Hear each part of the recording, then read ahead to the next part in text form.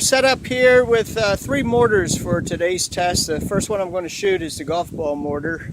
It'll hold about 140 grains of powder. And we set up with the 100, 200, and 300 yard.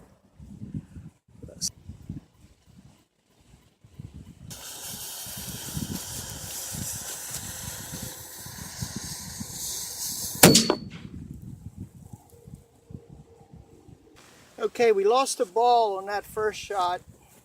Full chamber, 140 grains, shot number 2.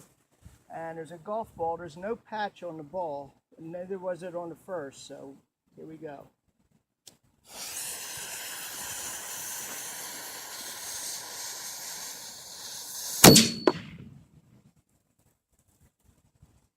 We lost shot number 2, so we're going to try. We backed off to 80 grains, which is 1 level teaspoon of powder.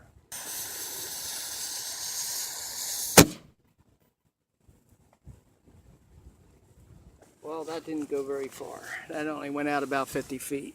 Shot number 4. Full chamber.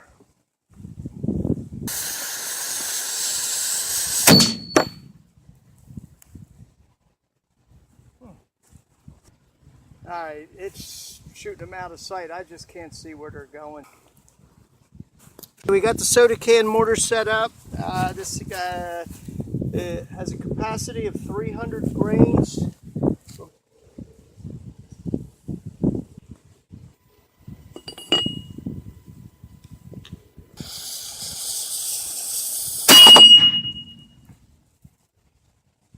That first shot was 170 yards, and we loaded it this time with a full chamber. It's 300 grains. We were shy of a full chamber. We only had I only had 280 grains in it. Not quite even that much. So we're going to give it another try. We put a band around the can. The same can, using it over again. Actually, it's a little tight.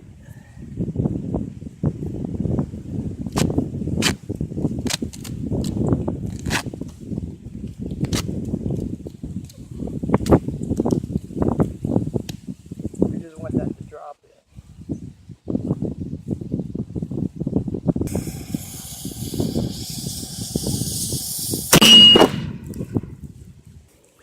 Well, that was brutal.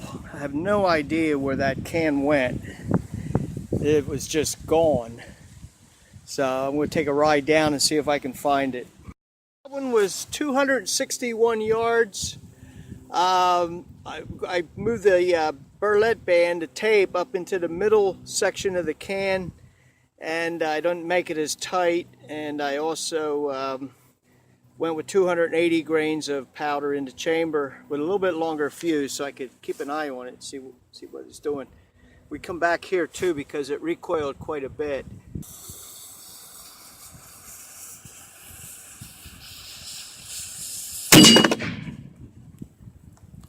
Shot number 4, we're going to switch over to tomato sauce cans. So I wrapped a band around it, and it's got a full chamber.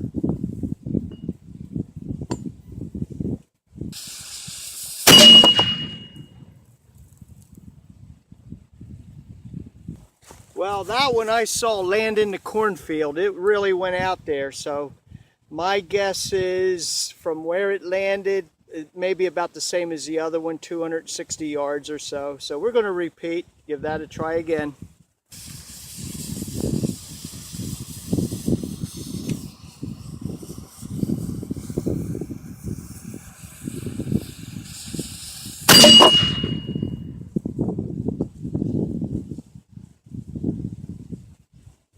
Well, all I could say is that one had to be beyond 300 yards. If it's not, it's in the cornfield on the right side where I was putting the bowling balls yesterday.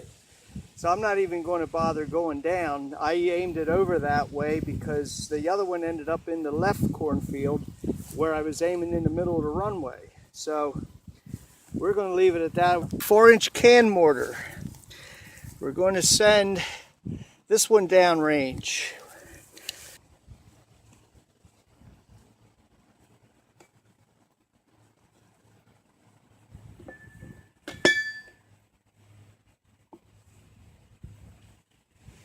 Okay, that's not quite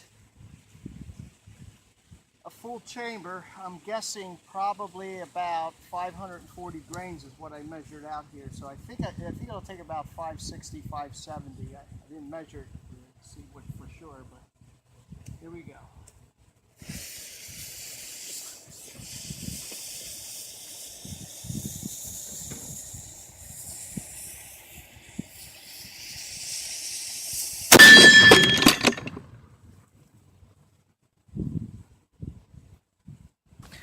All right, well that landed right in the middle of the runway, so I'm going to go down and see if I can find it. Well, here it is, and there's where it hit. So it didn't bounce far, and there's our 300 right over there. 16 paces past 300 yards. Right. That was my first shot with this thing, and it flipped over. And it split it pretty good right there, all the way down. It even started splitting back through the bottom board. So I'm going to have to do a little redesigning there. Maybe put a piece of metal across the top, bolt it in to try to keep it from splitting like that. So we'll work on that, and maybe try to control the recoil a little better too, possibly. But anyway, I guess we're done with that for the day. We're set up here with the soda can mortar, and I just built a new design iron bed for it, so it's much heavier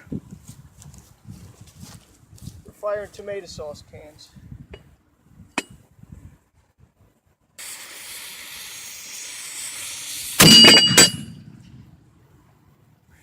That first shot landed at 271 yards. We're still having problems with the barrel flipping backwards, so I just put that temporary string there to hold that forward. We'll see how it works for just now. I'm going to come up with something a little better for it. Loaded with the same thing, 300 grains, 2F, and a sauce can filled with cement.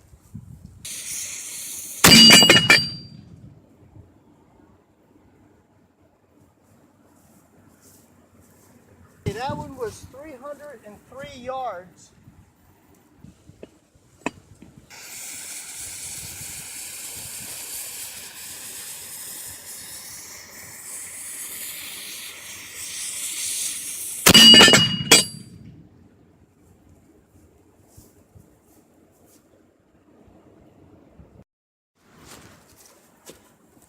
All right, here we go. 300 grains.